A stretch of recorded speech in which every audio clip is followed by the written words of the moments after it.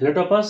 तो क्वेश्चन आ चुका है 96 और 97, इसको सेम ही है तो इसको एक बार देख लीजिए। और सबसे पहले पढ़ता हूँ 96 नंबर। तो दिया गया है द्विघातीय समीकरण इतना को विवेचक। विवेचक तो क्या कहते हैं, विवेचक को क्या कहते हैं, डी निकालना। ठीक है, तो डी इसका क्या दिया हुआ है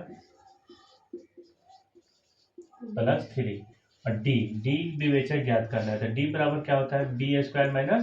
तो बी क्या, देखिए ये ए है, ये बी है, ये सी है। तो बी कितना है -4 और ए की कितना है 2 और सी कितना है 3। 4 चौका 16 और ये क्या होता है 4 दूनी 8 8 का 24। 16 में से 24 घटेगा तो -8, मतलब क्या हो जाएगा सी। ठीक है, इसी तरह विवेचक ज्ञात करने करेगा। इसी यही डी होता है जो कहा जाता है डी अगर 0 हो जाए तो वास्तविक और समान होगा। अगर डी 0 से बड़ा हो जाए तो वास्तविक और असमान हो जाएगा और डी 0 से छोटा हो जाए तो काल्पनिक हो जाएगा। ये मुजबानी याद रखिएगा, इसलिए हम हर जैसे भी क्वेश्चन आता है जैसे बताता हूँ। तो 97 नंबर क्वेश्चन में निम्नलिखित में कौन सा बिंदु x = 5 चित्र रेखा पर है।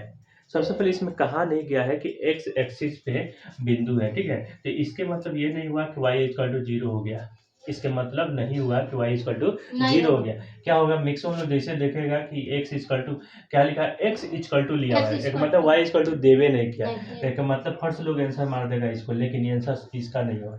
देखिए यहाँ पहले इसको क्या x कहा जाता है, इसको y कहा जाता है। x के मान कितना है 5, इसमें x के मान कितना है, इसमें x के मान कितना है, सब में तो 5 ही है। इसका मतलब डी आंसर होगा, इनमें से सभी मतलब सभी।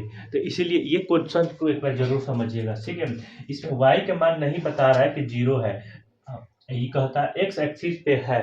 तो x एक्सिस पे है तब इसके मतलब होता है कि y = 0। यहाँ पे कह रहा है कि वह बिंदु कौन है जो चित्ररेखा में x = मान, यहाँ पे वैल्यू दे दिया गया, अक्ष पे नहीं बताया गया, एक्सिस नहीं बताया गया।